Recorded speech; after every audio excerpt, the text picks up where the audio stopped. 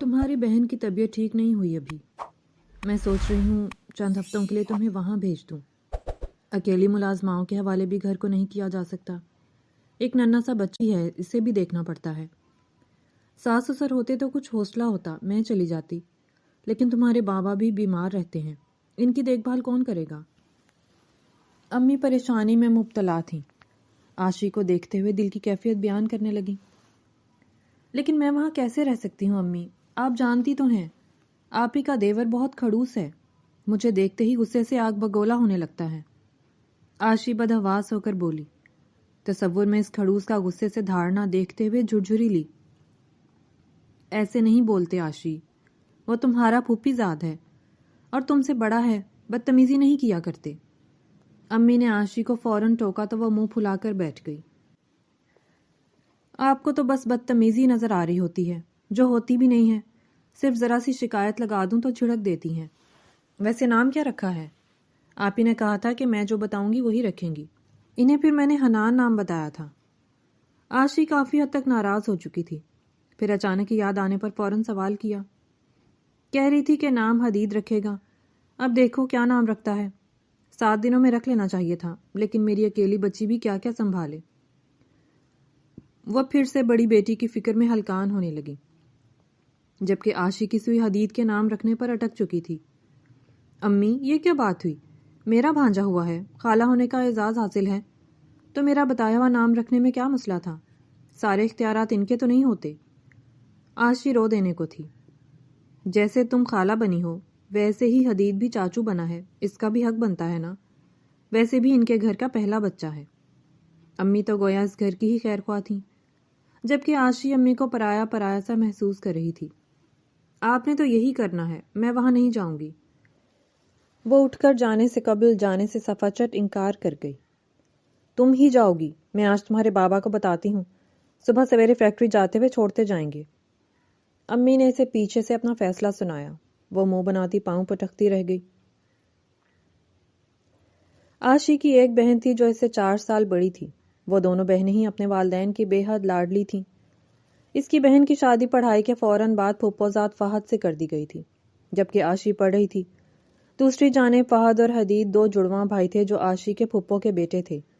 حدید اور فہد کی شادی ایک ساتھ ہونی تھی، لیکن کچھ وجوہات کی بنا پر نہ ہو سکی اور حدید نے والدین نے فہد کی شادی کروا دی. شادی کے چند ماہ بعد ہی حدید کے والد کا انتقال ہو گیا اور شوہر کے جانے کے غم نہ سہنے کے باعث حدید کی والدہ بھی کچھ عرصے بعد چل بسیں. حدید عاشی سے 7 سال بڑا تھا. ان دونوں میں کئی اختلافات تھے، جس کی بنا پر حدید عاشی سے الجھتا رہتا، جبکہ عاشی سے زج کرنے کا کوئی بھی موقع ہاتھ سے جانے نہ دیتی تھی. امی کہہ رہی ہیں کہ تم میرے گھر نہیں آنا چاہتی، خیریت ہے؟ اپنے بھانجے کو دیکھ کر چلی گئی تھی. ویسے تو خالہ بننے کا خوب روب جما رہی تھی، لیکن یہ نہ ہو سکا کہ چند دن خود ہی آ کر رہنے کی زحمت کر لیتی، مجھے امی سے التجا نہ کرنی پڑتی. امی نے آپی کو اس کا انکار گوشت گزار کر دیا تھا. جب ہی رات بستر پر سونے لیٹی تو ان کا فون آ گیا. ریسیو کرتے ہی وہ گلے شکوے کیے جا رہی تھیں. آپ کے کھڑوس دیور کی وجہ سے نہیں آ رہی، ورنہ میرا تو بے حد جی چاہ رہا ہے. امی سے بھی کہا تھا کہ آپ کو چند دنوں کے لیے یہاں لے آئیں. عاشی بڑی بہن کو صفائی دینے لگی. جواباً وہ مزید ناراض ہونے لگی. ہاں، اس کی وجہ سے تو تم لاپرواہی برتنے کی کوشش کرو گی. عاشی بے اختیار مسکرائی. پہلے تو آپ یہ بتائیں نا کہ آپ کو کہا تھا کہ نام میں رکھوں گی. ایک نام بتایا بھی تھا، پھر حدید صاحب کیوں رکھ رہے ہیں؟ میری کوئی اہمیت نہیں ہے کیا؟ عاشی کو یاد آنے پر فوراً سے اس کے لبوں پر شکوہ در آیا. ابھی تک نہیں رکھا، حدید ابھی تک نام سوچے جا رہا ہے، فائنل نہیں کیا. آپ ہی کے جواب پر وہ حیران ہوئی. چلیں ٹھیک ہے، میں آ جاؤں گی، لیکن نام میری پسند سے رکھیں گی، وعدہ کریں. عاشی نے فوراً جذباتی گہراؤ تنگ کیا تاکہ آپ ہی سے رضامندی ملے تو وہ بھی خوش ہو جائے اور آپ ہی بھی. میں وعدہ تو نہیں کر رہی، لیکن کل آ جاؤ. عین وقت پر نام بتا کر دھاوا بول دو کہ یہی رکھنا ہے، ہو سکتا ہے تمہاری بات مان لی جائے. میں ماں ہو کر بھی ضد نہیں لگا سکتی.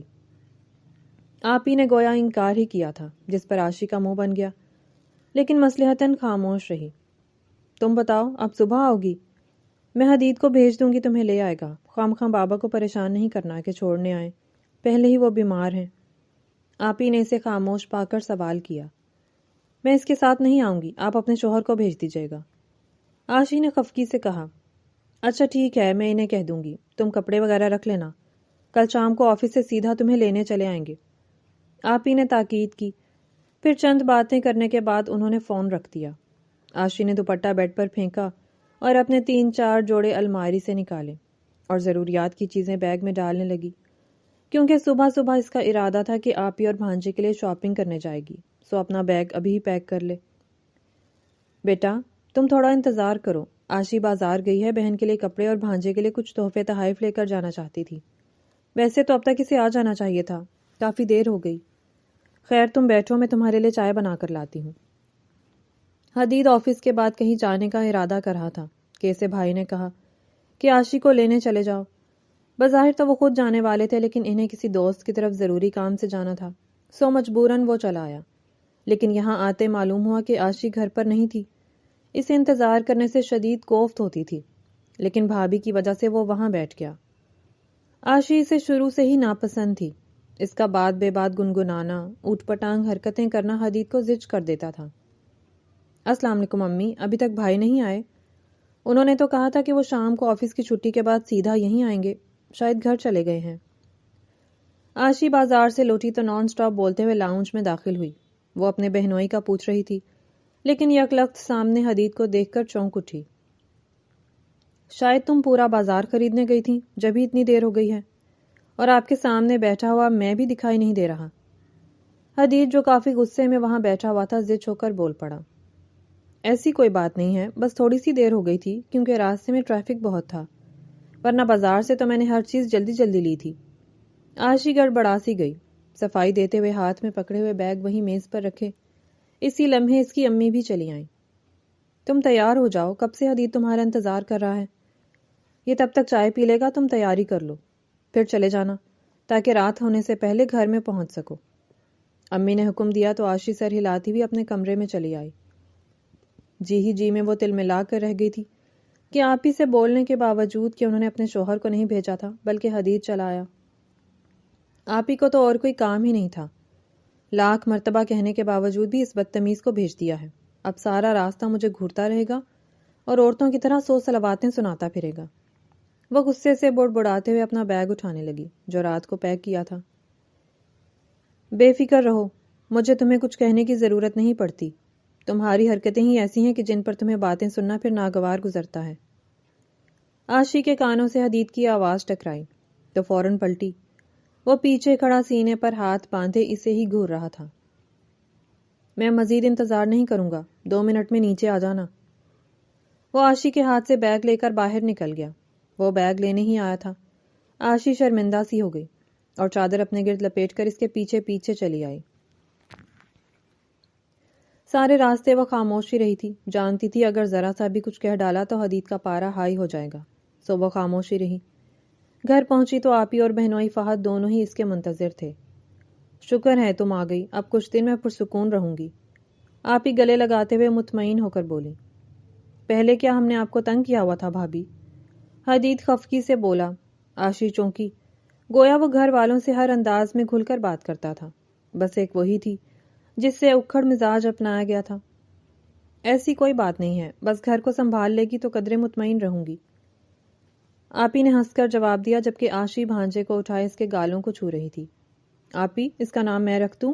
فہد بھائی اگر آپ اجازت دیں تو۔ آشی نے آپی کے ساتھ ساتھ بہنوئی کو بھی پکارا۔ بالکل نہیں، نام میں رکھوں گا، میری بھابھی سے بات ہو چکی ہے۔ حدید نے فوراً ٹوک دیا۔ آشی سے گھورنے لگی۔ میرا بھی رشتہ ہے، خالہ ہوں، نام میں رکھوں گی۔ آشی بضد ہوئی۔ اچھا تم دونوں لڑو نہیں، دونوں نام بتاؤ، جو مجھے پسند آئے گا وہ رکھ لیتے ہیں۔ فہد نے ہاتھ اٹھا کر دونوں کو ہی خاموش کروا کر اپنا فیصلہ سنایا۔ لیکن نام میں نے رکھنا، حدید بول ہی رہا تھا کہ اسے بیچ میں ٹوک دیا گیا۔ فہد سنجیدہ تھا۔ نام بتاؤ، میں منتخب کر لوں گا۔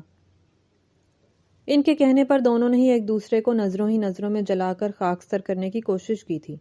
بھابھی یہ منظر دیکھ کر زیر لب مسکرائیں۔ حنان۔ آشی اور حدید دونوں یک زبان ہو کر بولے، پھر دونوں ہی ایک دوسرے کو حیرت اور استعجاب سے دیکھنے لگے۔ لو، تم دونوں کی دشمنی سے میں بچ گیا ہوں۔ اگر آشی کا بتایا نام رکھتا تو تمام عمر حدید سے تانے سنتا، اور اگر حدید کا بتایا ہوا رکھتا تو عاشی کا رونا دھونا برداشت کرنا پڑتا، سو دونوں نے ایک ہی نام منتخب کر کے میری مشکل آسان کر دی۔ فہد ہنستے ہوئے بولا۔ بھابھی بھرپور کہکہا لگا کر اپنی ہنسی ضبط کرنے لگی، جبکہ وہ دونوں ابھی تلک ہونک بنے اس صورتحال کو سمجھنے کی کوشش کر رہے تھے۔ جس قدر تم دونوں نے ہمیں پریشان کر رکھا تھا نام کو لے کر، ہم دونوں ماں باپ ہوتے ہوئے بھی خوفزدہ تھے، لیکن اب ہنسی روکی نہیں جا رہی۔ عاشی نے بہن کو ہنستے ہوئے لطف اندوز ہوتے دیکھا تو انہیں گھورنے لگی۔ میں حنان کو لے کر کمرے میں جا رہی ہوں، آپ بھی آ جائیں، بہت کچھ لے کر آئی ہوں، آپ کو دکھانا ہے۔ عاشی نے فی الوقت یہاں سے فرار حاصل کرنے کو یہی عذر تراشا اور حنان کو سنبھال کر تھامے ہوئے آپ ہی کے کمرے کی جانب بڑھ گئی۔ حدید عاشی کا بیگ جو تھامے ہوئے تھا فہد کو تھما کر وہاں سے چلا گیا۔ پیچھے وہ دونوں میاں بیوی مسکرا دیے۔ اتنا سب لانے کی کیا ضرورت تھی؟ فہد اور حدید نے پہلے ہی کمرہ بھر رکھا ہے چیزوں سے۔ آپ ہی اس کے تحفے دیکھ کر خفگی بھرے انداز میں بولی۔ کیوں؟ ننیال کا کوئی حق نہیں ہوتا؟ صرف آپ کے سسرال کا ہی ہے۔ میں دیکھ رہی ہوں آپ تو بس اس گھر کی ہی ہو کر رہ گئی ہیں، ذرا سا کوئی بات کر دوں آپ برا منا جاتی ہیں۔ عاشی بہن کی حد درجہ طرفداری پر چڑھ گئی تھی۔ شادی کے بعد لڑکی کا سسرال ہی اس کا اصل گھر ہوتا ہے، اور بھابھی تو کزن بھی ہیں، سو ہمارا دوہرا رشتہ ہے۔ جانے کب سے حدید ان دونوں بہنوں کی باتیں سن رہا تھا، یکلخت ہی بول اٹھا۔ عاشی مزید بدمزگی کا شکار ہوئی۔ آ گیا چنگیز خان، اب اس کی باتیں سننی پڑیں گی۔ انہیں شاید دوسروں کی باتیں سننے میں بے حد دلچسپی ہے، سو چھپ کر ایسی معیوب باتیں کرتے رہتے ہیں۔ وہ بڑبڑاتی ہوئی رخ پھیر گئی جبکہ آپی اس کی بڑبڑاہٹ پر مسکرائیں۔ مجھے فضول کاموں میں کوئی دلچسپی نہیں ہے، یہ آپ بے حد خوشی سے کرتی ہیں۔ میں صرف یہ حنان کا فیڈر دینے آیا تھا جو میرے کمرے میں رہ گیا تھا۔ حدید بھتیجے کو اپنے کمرے میں لے جاتا تھا، سو فیڈر دینے آیا تھا، جبکہ عاشی کو لگا کہ وہ جان بوجھ کر باتیں سننے آیا تھا۔ حدید نے اپنا غصہ دبا لیا تھا۔ تم دونوں کو آپس میں الجھنے کا کچھ زیادہ شوق نہیں ہے؟ حدید جیسے آیا تھا ویسے ہی پلٹ گیا۔ اس کے جاتے ہی آپی نے پوچھا۔ مجھے نہیں، آپ کے دیور کو شوق ہے۔ عاشی منہ بنائے بولی۔ وہ تو میں دیکھ رہی ہوں۔ آپی مسکرائیں۔ اچھا خیر چھوڑیں، یہ بتائیں کہ میں نے کہاں سونا ہے؟ عاشی تھکی ہوئی تھی، رات کے 11 ہو رہے تھے۔ وہ جب سے آئی تھی کھانا کھانے کے بعد بہن کے پاس ہی بیٹھی ہوئی تھی۔ حنان اس کی گود میں تھا۔ اوپر والے کمرے میں سو جاؤ، حدید کے کمرے کے ساتھ والا، باقی کے کمرے بند ہی رہتے ہیں تو صفائی نہیں کی گئی۔ آپی نے کہا تو وہ انہیں حیرت سے دیکھنے لگی۔ اب میں اس سلطان راہی کو ہر جگہ ہی برداشت کروں گی؟ وہ بے یقینی سے پوچھنے لگی۔ تم بھی کچھ کم نہیں ہو، پہلے خود اسے چھیڑ دیتی ہو۔ جاؤ اب جا کر آرام کرو، کچھ نہیں کہتا تمہیں۔ آپی نے اسے پچکارا تو وہ سر ہلاتی ہوئی حنان کو ان کی گود میں ڈال کر اٹھ کھڑی ہوئی۔ وہ پچھلے 2-3 دنوں سے اتنے بڑے گھر کو سنبھال رہی تھی۔ آپی کا ارادہ تھا کہ حنان کا عقیقہ کریں گی، سو وہ حویلی کی صفائیاں کرواتی رہی تھی۔ اتوار کو عقیقہ تھا۔ وہ شدید تھکاوٹ کا شکار تھی، لیکن فہد بھائی اور حدید کا انتظار کر رہی تھی کہ انہیں کھانا وغیرہ دے کر ہی آرام کر سکے گی، لیکن وہ دونوں آفس کا کام آج گھر پر رات گئے تک کرنے میں مصروف تھے۔ تھک ہار کر اس نے کمرے میں جا کر آپی سے التجا کی۔ مجھے سونا ہے لیکن یہ دونوں ہی مصروف ہیں، اب کیا کروں؟ عاشی روحان سی ہو گئی۔ تم سو جاؤ، میں کھانا گرم کر دوں گی۔ آپی نے اسے سونے کو بھیجنا چاہا۔ نہیں، آپ آرام کریں، میں فہد بھائی سے پوچھتی ہوں۔ عاشی کہتی ہوئی لاؤنج میں آ گئی۔ فہد بھائی کھانا لگا دوں؟ عاشی نے اندر جھانکتے ہوئے پوچھا۔ وہ دونوں لیپ ٹاپ پر جھکے ہوئے تھے۔ ہاں بس لگا دو، مجھے تو شدید بھوک لگی ہوئی ہے، باقی کام صبح ہی ہوگا۔ وہ لیپ ٹاپ بند کرتے ہوئے بولے جبکہ عاشی الٹے قدم پلٹی اور کھانا گرم کر کے میز پر سجایا۔ اس نے حدید سے نہیں پوچھا تھا۔ سوری گڑیا، تمہیں زحمت دینی پڑی، بس تھوڑا ضروری کام تھا۔ فہد بھائی دیر تک مصروف رہنے پر معذرت کرتے ہوئے کرسی گھسیٹ کر بیٹھے۔ کوئی بات نہیں، آپ چائے پئیں گے؟ عاشی نے مسکرا کر پوچھا۔ نیند آنکھوں میں ہلکورے لے رہی تھی۔ نہیں، لیکن حدید سے کھانے کا پوچھ لو۔ وہ کھانے کی پلیٹ پر جھکے کہنے لگے۔ اب ان سے بھی باز پرس کرنی پڑے گی، کھانا کھانے کے لیے بھی دعوت دینی پڑتی ہے۔ وہ بڑبڑا کر لاؤنج میں آئی۔ آپ نے کھانا نہیں کھانا؟ عاشی نے باہر کھڑے کھڑے پوچھا۔ میرے کمرے میں لے آؤ۔ حدید نے مصروف انداز میں جواب دیا جبکہ عاشی اس گھن چکر میں کوفت کا شکار ہوئی۔ دوبارہ واپس آئی اور ٹرے میں کھانا سجاتے ہوئے اس چنگیز خان کو دل ہی دل میں خوب سناتے ہوئے حدید کے کمرے تک آئی اور بنا نوک کیے اندر چلی آئی۔ وہ شرٹ اتار رہا تھا۔ عاشی کی نگاہ پڑی تو اس کے ہاتھوں سے ٹرے چھوٹتے چھوٹتے بچی۔ وہ رخ پھیر کر کھڑی ہو گئی، ہاتھ لرز رہے تھے۔ انسان کسی کے کمرے میں آئے تو پہلے نوک کرتا ہے۔ وہ بھی گڑبڑا چکا تھا، فوراً شرٹ پہنتے ہوئے جھنجھلا کر بولا، یہاں رکھ دو کھانا اور جاؤ۔ عاشی کے بنا جواب دینے اور خاموشی سے کھڑے رہنے پر وہ میز کی جانب اشارہ کرتا ہوا بولا۔ اس نے تیزی سے میز پر ٹرے رکھی اور حدید پر ایک بھی نگاہ ڈالے بنا فوراً کمرے سے نکل کر باہر چلی گئی۔ دل کی دھڑکنیں منتشر تھیں، کئی لمحے تو اسے اپنے آپ کو سنبھالنے میں لگ گئے تھے۔ وہ رات کے واقعے کے بعد اپنے کمرے سے بھی نہیں نکلنا چاہتی تھی۔ حدید کا سامنا کرنا اس کے لیے دو بھر ہو رہا تھا، لیکن آفس کے لیے دیر ہو رہی تھی اور ناشتہ اسی نے بنانا تھا۔ سست روی سے وہ نیچے آئی اور ناشتہ بنانے لگی۔ فہد بھائی تیار ہو کر میز پر موجود تھے جبکہ حدید ابھی تک نہیں آیا تھا۔ شش و پنج میں مبتلا ہونے کے باعث ناشتے میں بھی دیر ہو رہی تھی۔ بھابھی نے تو کبھی بھی آپ کو یوں انتظار نہیں کروایا۔ صحیح کہتے ہیں، بیوی ہی اپنی ہوتی ہے، احساس کرتی ہے، باقی کے لوگ نہیں۔ حدید تیار ہو کر نیچے آیا تو بھائی کو انتظار کرتا دیکھ کر باورچی خانے میں ناشتہ بناتی عاشی پر طنز کرنے سے باز نہ آیا۔ کبھی کبھار دیر سویر ہو جاتی ہے، اتنی بڑی بات نہیں ہے، فہد نے لاپرواہی سے کہا۔ میں دیکھ رہی ہوں تم میری بہن کو کچھ زیادہ ہی چھیڑ رہے ہو۔ اسی لمحے آپ ہی چلی آئیں۔ میں چھیڑوں گا؟ استغفر اللہ، کیسی باتیں کر رہی ہیں؟ حدید نے باقاعدہ طور پر کانوں کو ہاتھ لگایا اور مسکرا کر بھابھی کے ہاتھوں سے حنان کو اٹھا لیا۔ سوری فہد بھائی، آج آپ کو میری وجہ سے لیٹ ناشتہ کرنا پڑ رہا ہے۔ عاشی نے ناشتہ میز پر رکھتے ہوئے رسان سے معذرت کی۔ حدید پر اس نے نگاہ ڈالنا بھی مناسب نہیں سمجھا تھا۔ وہ دونوں بھائی ناشتہ کرنے کے بعد آفس چلے گئے جبکہ عاشی آپی کے ساتھ ناشتہ کر رہی تھی کہ اچانک آپی بول پڑی، تمہارا شادی کا کیا ارادہ ہے؟ آپی کے سوال پر وہ چونک اٹھی۔ فی الحال تو کوئی ارادہ نہیں ہے، اور پلیز آپ بھی امی کو اس راستے پر مت لگا دیجیے گا، ورنہ آپ کو تو علم ہے وہ پہلے سے ہی اس فکر میں گھلے جا رہی ہیں کہ میری کہیں شادی نہ سہی تو منگنی تو کروا ہی دیں۔ عاشی نے بیزاریت سے کہتے ہوئے بہن کو سختی سے ٹوکا۔ کوئی بعید نہ تھی وہ ایسا کچھ ارادہ کر لیتی، لیکن میں کچھ سوچ رہی ہوں۔ آپ ہی مسکرائیں۔ کیا سوچ رہی ہیں؟ ضرور آپ کے ذہن میں کچھ الٹا سیدھا ہی آیا ہوگا۔ وہ ناشتہ کرتے ہوئے لاپرواہی سے بولی، وقت آنے پر بتاؤں گی۔ آپ ہی ابھی بتانے کی قائل نہ تھیں اور عاشی نے بھی جاننا ضروری نہ سمجھا، خاموشی سے ناشتہ کرتی رہی۔ مجھے کچھ مت کرنا، میرے پاس پیسے نہیں ہیں، مجھے چھوڑ دو۔ رات کے 2 بجے لائٹ جانے پر عاشی کمرے سے باہر آئی تو اس کی ٹکر حدید خان سے ہوئی، جسے وہ کڈنیپر سمجھ بیٹھی اور بھاگنے کی کوشش کرنے لگی، جبکہ اس نے اس کی کمر کے گرد باہیں حائل کر کے گرنے سے بچایا تھا۔ آپ میرے سلطان راہی جیسے کزن کو لے جائیں، اس کے پاس بہت پیسہ ہے، اس کو اغوا کر کے آپ کو بہت پیسہ ملے گا اور میری بھی جان چھوٹ جائے گی۔ جب دیکھو گھورتا رہتا ہے یا پھر کچھ نہ کچھ بولتا رہتا ہے۔ حدید خان خود سے 8 سال چھوٹی کزن کی بات سن کر دانت پیسنے لگا۔ میں آپ کو اس کی چیک بک لا دوں گی۔ اسی لمحے لائٹ آ گئی۔ عاشی خود کو حدید خان کی باہوں میں دیکھ کر خوف سے لرزنے لگی۔ میں سلطان راہی ہوں، تم مجھے اغوا کرا کے اپنی جان خلاصی کروانا چاہتی ہو۔ میں نے تمہیں کیا کہہ دیا ہے جس کی بنا پر اتنے سنگین ارادے رکھتی ہو؟ حدید نے اسے باہوں کے گھیرے میں تنگ کرتے ہوئے اس پر جھکتے ہوئے پوچھا۔ وہ سختی سے اپنی آنکھیں میچ گئی۔ بولو، اب تم سے پوچھ رہا ہوں۔ حدید نے اسے جھنجھوڑ کر پوچھا۔ وہ میں نے غلطی سے کہہ دیا، اب مجھے جانے دیں۔ عاشی نے نگاہیں جھکائے کہا۔ لیکن ایسے کیسے؟ جب تک تم وجہ نہیں بتاتی تمہیں نہیں جانے دوں گا، ورنہ سلطان راہی بن جاؤں گا۔ حدید نے دھمکی دی جس پر وہ شدت سے مزاحمت کرنے لگی۔ وہ آپ مجھ سے الجھتے رہتے ہیں، ہر وقت باتیں سناتے ہیں تو تب۔ عاشی نے ہکلا کر جواب دیا۔ جواباً وہ اسے گھورنے لگا۔ اب مجھے چھوڑ دیں، مجھے جانا ہے، عاشی نے بے بسی سے کہا۔ حدید نے گرفت سے اسے آزاد کر دیا۔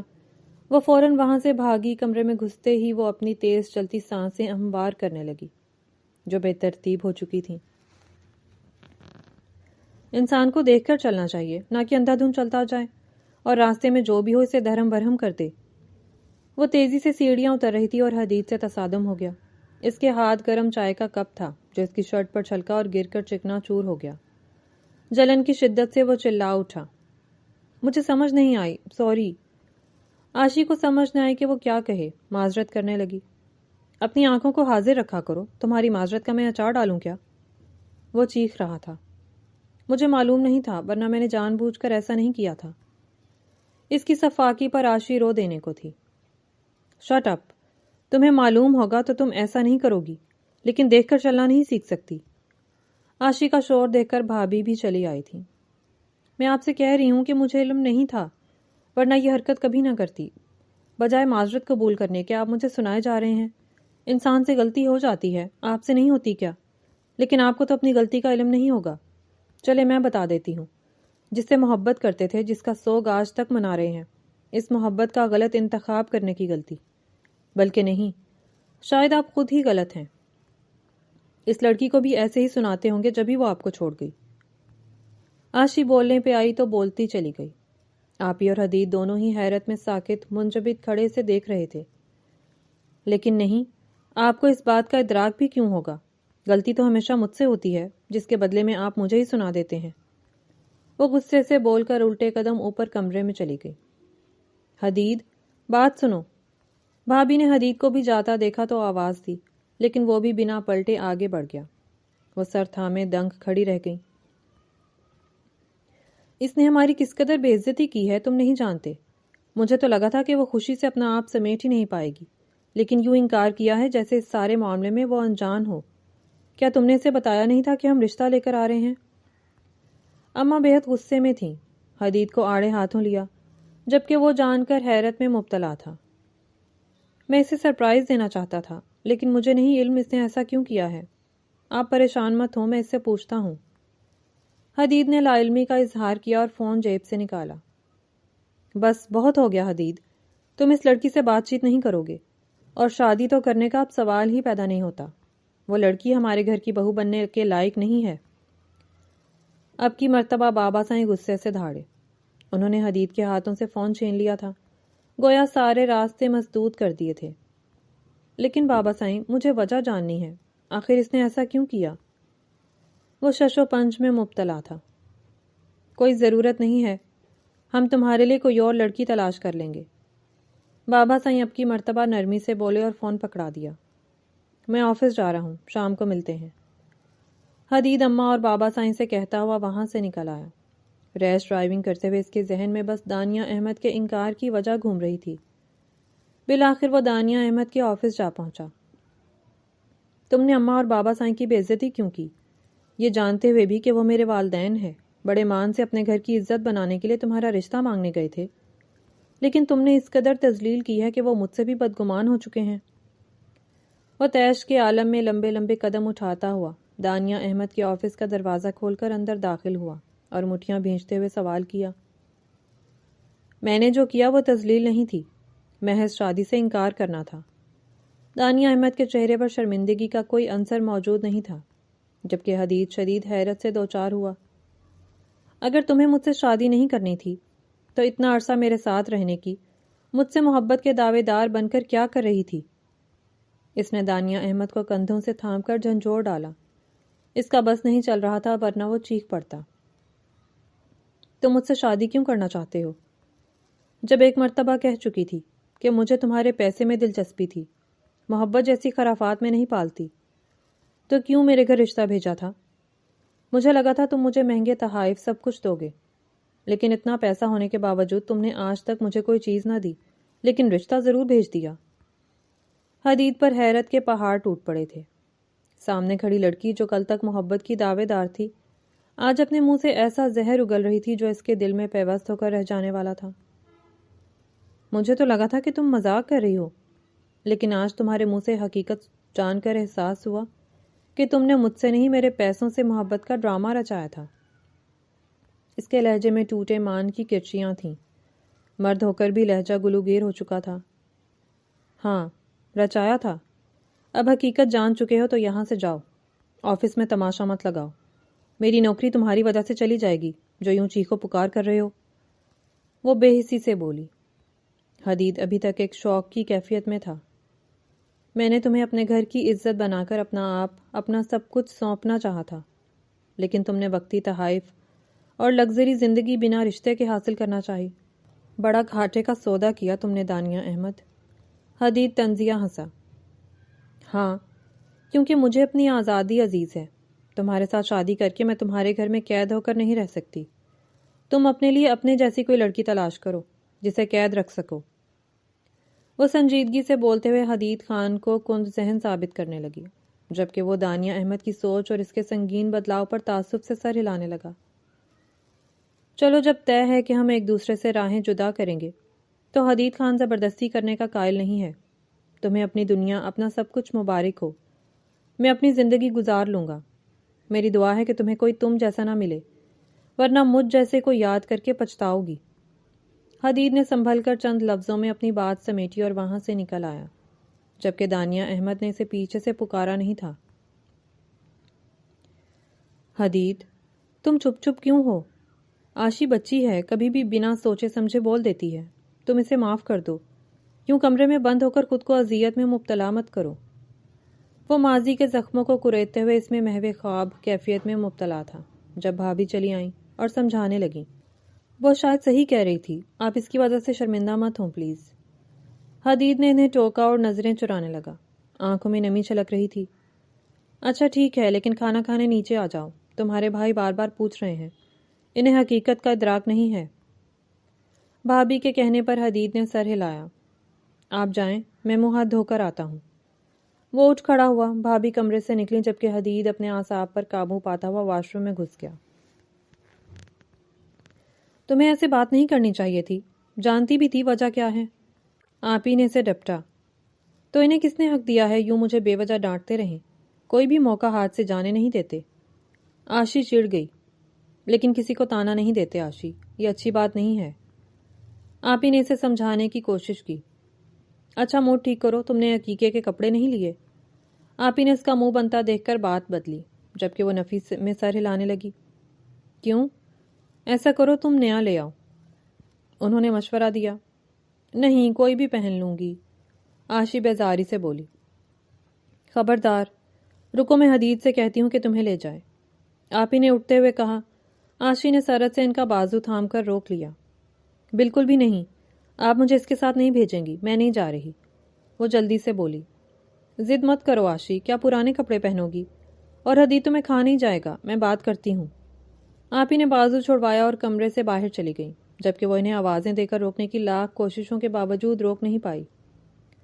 حدید، آشی کے کپڑے نہیں ہیں تو مارکیٹ جا کر اسے عقیقے کے لیے سوٹ وغیرہ دلوا دو گے؟ تمہارے بھائی کو تو آفس کے کاموں سے ہی فرصت نہیں مل رہی، ورنہ انہیں کہہ دیتی. ویسے تو آشی تمہارے ساتھ جانا نہیں چاہتی، لیکن میں چاہتی ہوں کہ تم اسے ساتھ لے جاؤ. وہ آج آفس نہیں گیا تھا کیونکہ گھر میں عقیقے کی تیاری چل رہی تھی. جبھی بھابھی نے آ کر اسے التجا کی. اگر آپ کی بہن جانا ہی نہیں چاہتی تو پھر آپ کیوں بضد ہیں؟ حدید نے ناسمجھی سے پوچھا. وہ تو پاگل ہے، لیکن تم جانتے ہو کہ مہمان آئیں گے اور ہمارے خاندان میں اچھا پہننا اوڑھنا کافی مقبول ہے. میں نہیں چاہتی کہ لوگ کسی قسم کی بھی بات کریں. بھابھی نے بردباری سے کہا تو اس نے بحث کرنے سے گریز کیا. چلیں ٹھیک ہے، آپ اسے کہیں کہ تیار ہو جائے، میں لے چلتا ہوں. اس نے رضامندی دی تو تھوڑی ہی دیر بعد آشی اس کے ہمراہ تھی. گاڑی مارکیٹ کی جانب گامزن تھی. اس واقعے کے بعد حدید آشی کی شکل بھی دیکھنا نہیں چاہتا تھا، لیکن ناچار بھابھی کی وجہ سے کچھ بھی نہ کہہ سکا. تمام رستے ان دونوں کے مابین کوئی گفتگو نہیں ہوئی. خاموشی چھائی رہی. شاپنگ مال آ کر آشی بوکھلائی سی ایک بوتیک میں گھس گئی اور سوٹ منتخب کرنے لگی، لیکن اسے کچھ سمجھ نہیں آ رہی تھی. یہ لے لو، اچھا ہے. حدید اسے الجھتے ہوئے دیکھ کر سامنے اسکائی بلو سوٹ کی جانب متوجہ کر گیا. اس سارے وقت میں حدید کا بے تکلف ہو کر سوٹ دکھانا آشی کو تعجب میں مبتلا کر گیا تھا. او حدید خان، تم یہاں، اور وہ بھی کسی لڑکی کے ساتھ؟ حیرت کی بات ہے. آشی محو کیفیت میں تھی کہ اچانک ہی پیچھے سے نسوانی آواز پر چونکی. حدید بھی فوراً پلٹا. سامنے ہی دانیہ احمد کھڑی تھی. گویا تم نے اپنی پسند کے مطابق لڑکی ڈھونڈ لی جسے تم پابند رکھ سکو. لیکن کیا تمہیں اپنی ہم عمر نہیں ملی جو خود سے بھی چھوٹی لڑکی سے شادی کر لی؟ لیکن شاید اپنی ہم عمر کا انتخاب کرتے تو وہ تمہاری پابندیاں نہیں جھیل پاتی. وہ آشی کو سرتاپا چادر میں لپٹا دیکھ کر طنزیہ انداز میں گویا ہوئی. سوچ سمجھ کر بولا کرو ورنہ. حدید بول ہی رہا تھا کہ آشی نے آگے بڑھ کر اس کا بازو تھام کر روکا. چلے مان لیا کہ ان کی سوچ کن ذہن ہے، لیکن آپ کو اپنی پسند کا انسان مل گیا. جس دولت کے پیچھے مخلص محبت کو ٹھکرا دیا تھا وہ حاصل ہوئی. لیکن نہیں، آپ کے حلیے سے تو لگ رہا ہے کہ یہ بیگ آپ نے اپنی سیلری سے 2000 کا لیا ہوگا اور آج یہاں شاپنگ کرنے نہیں بلکہ ونڈو شاپنگ کرنے آئی ہیں۔ آشی شروع ہو چکی تھی۔ دانیہ احمد کا چہرہ تذلیل کے باعث سرخ ہو چکا تھا۔ تم اپنی بکواس بند رکھو ورنہ۔ دانیہ غم و غصے سے دبی دبی آواز میں گرائی۔ کیوں، برا لگ گیا؟ مرچیں لگ گئی ہیں؟ چلیں کوئی بات نہیں، اصل میں میرا بھانجا پیدا ہوا ہے، اس خوشی میں ہم بہت صدقہ خیرات کر رہے ہیں، اسی خوشی میں آپ کو بھی میری طرف سے 2 ڈیزائنر کے سوٹ بطور تحفہ ملیں گے۔ آشی نے مزید جلدی پر تیل کا کام کیا اور حدید جو بت بنا کھڑا تھا اس کی جیب سے کریڈٹ کارڈ نکال کر کاؤنٹر پر رکھ دیا اور 2 سوٹ کی قیمت ادا کرتے ہوئے واپس آ کر کارڈ حدید کو تھمائے، اس کا بازو پکڑے باہر نکل گئی۔ دانیہ احمد اس قدر تذلیل پر پیچ و تاب کھاتی رہ گئی۔ تمہیں یہ سب نہیں کرنا چاہیے تھا، حدید نے باہر آتے ہی اسے ٹوکا۔ کیوں؟ آپ کی جیب سے پیسے دے دیے تو آپ کو مسئلہ ہو رہا ہے یا میرا جواب دینا ناگوار گزرا ہے؟ اگر تو پیسوں کا مسئلہ ہے تو بے فکر رہیں، گھر جا کر لوٹا دوں گی۔ آشی نے حدید کا بازو چھوڑ کر تنقیدی نظروں سے دیکھتے ہوئے سپاٹ لہجے میں جواب دیا، جبکہ وہ اس کے لہجے پر ساکت تھا۔ پیسوں کا مسئلہ نہیں ہے۔ حدید بولا تو وہ چلتی چلتی رکی اور اس کے چہرے کو بغور دیکھنے لگی۔ او، آپ تو اسے کپڑے کیا پورا بوتیک خرید کر دینے کا ارادہ رکھتے ہوں گے، بھلا چند ہزار سے آپ کو کیا مسئلہ ہوگا؟ جی ہی جی میں تو خوش ہوئی ہوگی کہ آپ کے پیسوں کا تحفہ میں نے اسے دیا ہے۔ آشی نے سنجیدگی سے کہا، تم اپنی حد میں رہو، میں چپ ہوں تو تم میری خاموشی کا ناجائز فائدہ اٹھا رہی ہو، میرے معاملات سے دور رہو ورنہ بہت برا پیش آؤں گا۔ حدید نے آشی کا بازو تھام کر زور سے جھٹکا، اس کی آنکھوں میں نمی اتر آئی۔ وہ تیز تیز قدم اٹھاتی حدید کو بنا جواب دیے گاڑی میں آن بیٹھی۔ وہ کافی دیر بعد آیا تھا، اس کے ہاتھ میں شاپنگ بیگ تھا۔ واپسی کا راستہ خاموشی سے کٹا، گھر لوٹ کر بھی وہ گمسم ہی رہی۔ یہ تمہارے کپڑے تم گاڑی میں بھول گئی تھی۔ وہ کمرے میں لیٹی ہوئی تھی، آپی نے آ کر بیگ بیڈ پر رکھا۔ اسے یاد آیا کہ اس نے تو کپڑے خریدے ہی نہیں تھے اور یہ خریداری حدید نے ہی کی تھی۔ ارے واہ، یہ سوٹ تو بے حد پیارا ہے۔ آپی نے بیگ کھول کر سوٹ نکالا۔ آشی نے سر اٹھا کر دیکھا تو وہی اسکائی بلو سوٹ تھا جو حدید نے بتایا تھا۔ کیا ہوا ہے، تم چپ چپ سی ہو؟ حدید نے کچھ کہا ہے؟ آپی اس کی خاموشی بھانپ چکی تھی۔ نہیں، اس نے نفی میں سر ہلایا۔ پھر کیا ہوا ہے، تم بلا جھجک مجھے بتا سکتی ہو۔ آپی نے اس کا ہاتھ تھاما۔ یہ آپ کا دیور اتنا کھڑوس کیوں ہے؟ اس قدر تلخ باتیں کرتا ہے، وہ بھی صرف مجھ سے، باقی سب سے تو خوش اخلاقی سے پیش آتا ہے۔ آشی ناک منہ چڑھا کر پوچھ رہی تھی۔ شاید انسان کی تلخی کبھی کبھار کمزور انسان پر نکل جاتی ہے اور ہم سے خوش اخلاقی سے پیش آنا شاید اس کی مجبوری ہے۔ آپی پرسوچ انداز میں بولی۔ کیا ناکام محبت کا سوگ منانا اس قدر ضروری ہے کہ انسان آگے نہ بڑھ سکے اور خود کو اذیت میں رکھے؟ باہر سے گزرتا حدید آشی کی بات سن کر ٹھٹک کر رک گیا۔ نہیں، دل پھر سے ٹوٹ جانے کے ڈر سے اس خول میں سمٹے رہنے کو ترجیح دیتا ہے۔ لیکن تم یہ سب کیوں پوچھ رہی ہو؟ آپی نے جواب دیتے ہوئے حیرت سے پوچھا۔ ویسے ہی، آپ بتائیں کل کون سا جوڑا پہنیں گی؟ آشی نے بات بدلتے ہوئے عقیقے کا ذکر چھیڑا، جبکہ حدید انہی قدموں سے پلٹ گیا اور وہ دونوں بہنیں اپنی باتوں میں مشغول ہو گئیں۔ عقیقے کے دن اس نے مجبوراً حدید کا پسند کیا گیا سوٹ پہنا، حالانکہ اس کے جی نہیں چاہ رہا تھا، لیکن آپی کو ناراض نہیں کر سکتی تھی، نہ ہی یہ بتانا چاہتی تھی کہ شاپنگ مال میں اس کا اور حدید کا سامنا دانیہ احمد سے ہوا ہے، سو اس نے خاموش رہنے کو ہی غنیمت سمجھا۔ بخیر و عافیت سے عقیقہ اختتام پذیر ہوا۔ امی اور بابا عقیقے میں آئے تھے۔ آشی ان کے ساتھ ہی واپس چلی گئی۔ آپی نے بہت روکا لیکن اس نے ایک نہ سنی۔ کس کو تلاش کر رہے ہو؟ حدید سب کام نمٹا کر آیا تو گھر میں خاموشی کا راج تھا۔ اس کی نظریں کسی کو تلاش کر رہی تھیں۔ بھابھی بھانپ کر فوراً پوچھ بیٹھی۔ کسی کو نہیں۔ وہ گڑبڑا سا گیا۔ جانتی ہوں کہ کس کو تلاش کر رہے ہو، لیکن اگر خود کہہ دو گے تو کوئی بڑی بات نہیں ہے۔ وہ مسکرا کر بولی تو حدید نظریں چرا گیا۔ تم دونوں کے بیچ میں کچھ ہوا تھا کیا؟ شاپنگ سے واپس آنے کے بعد سے وہ کچھ الجھی سی تھی۔ آج میں نے بہت اصرار کیا کہ چند دن مزید قیام کر لے، لیکن اس نے انکار کر دیا اور امی بابا کے گھر چلی گئی۔ بھابھی نے اسے کریدنے کی کوشش کی اور ساتھ ہی آشی کے چلے جانے کا بتایا۔ وہ حیران ہوا تھا۔ نہیں، ہمارے درمیان تو ایسا کچھ نہیں ہوا، لیکن وہ بولتے بولتے رکا۔ لیکن کیا؟ بھابھی نے سوالیہ نظروں سے دیکھا۔ وہاں ہماری ملاقات دانیہ سے ہو گئی تھی۔ عاشی کی اس سے تلخ کلامی بھی ہوئی۔ حدید نے اس ملاقات کا پورا واقعہ سنایا، جس پہ بھابھی بے اختیار ہنس پڑی۔ میں سوچ رہی ہوں کہ تمہاری شادی کر دینی چاہیے۔ لڑکی میں نے دیکھ لی ہے، اگر تم اجازت دو تو رشتہ لے کر جاؤں۔ ان کی بات پر حدید چونک کر سر اٹھائے دیکھنے لگا۔ دل کے کونے میں ایک ٹھیس سی اٹھی تھی۔ کون سی لڑکی؟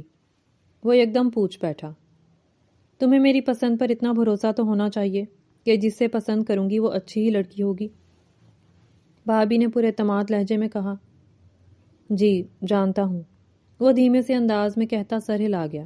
صاف ظاہر تھا کہ وہ کوئی بحث و مباحثہ نہیں کر سکتا تھا۔ چلو بتا دیتی ہوں، میں نے عاشی کو تمہارے لیے پسند کیا ہے۔ اسے الجھتے دیکھ کر وہ ہنس کر بتا گئی۔ لیکن وہ اس پر رضامند نہیں ہوگی۔ حدید یکلخت بولا۔ یعنی تمہیں اعتراض نہیں ہے؟ بھابھی کی آنکھیں چمک اٹھی۔ مجھے نہیں مسئلہ، لیکن وہ بول رہا تھا کہ بیچ میں ہی ٹوک دیا گیا۔ اسے منانا میرا کام ہے، بس تمہاری رضامندی جاننی تھی۔ وہ پرجوش انداز میں بولی۔ اگر وہ نہ مانی تو آپ زبردستی نہیں کریں گی۔ میں زور زبردستی سے رشتہ نہیں قائم کرنا چاہوں گا۔ وہ سنجیدگی سے بولا۔ دل کے کونے میں ایک صدا بلند ہوئی تھی کہ وہ رضامندی ہی دے، جبکہ بھابھی مسکرائے جا رہی تھی۔ اگر بہن کہہ رہی تھی تو رک جاتی، کیا ہو جاتا؟ چند دن اگر مزید رہ لیتی تو؟ راستے میں امی ناراض ہونے لگیں۔ اب وہ انہیں کیا بتاتی کہ کیوں نہیں رہنا چاہتی تھی؟ بچی ہے، اگر واپس آنا تھا تو آ گئی، کیوں ڈانٹ رہی ہو؟ اس نے خاموش رہنے میں ہی عافیت سمجھی تو بابا نے کہا۔ وہ ان دونوں کی بات پر بھی خاموشی رہی۔ گھر پہنچی تو سیدھا کمرے میں جا گھسی۔ تمہاری بہن آئے گی آج، کچھ اچھا سا بنا لو۔ اسے گھر آئے 1 مہینہ ہوا تھا جب امی نے صبح صبح اسے اطلاع دیتے ہوئے کہا۔ وہ رکنے آئیں گی؟ عاشی نے سوال کیا۔ یہ تو بعد میں پتہ چلے گا۔ عاشی نے خاص رد عمل نہ دیا اور باورچی خانے میں چلی گئی کہ کچھ بنا ہی لے۔ شام تک آپ ہی آ گئیں۔ فہد بھائی اور حدید بھی ان کے ہمراہ آیا تھا۔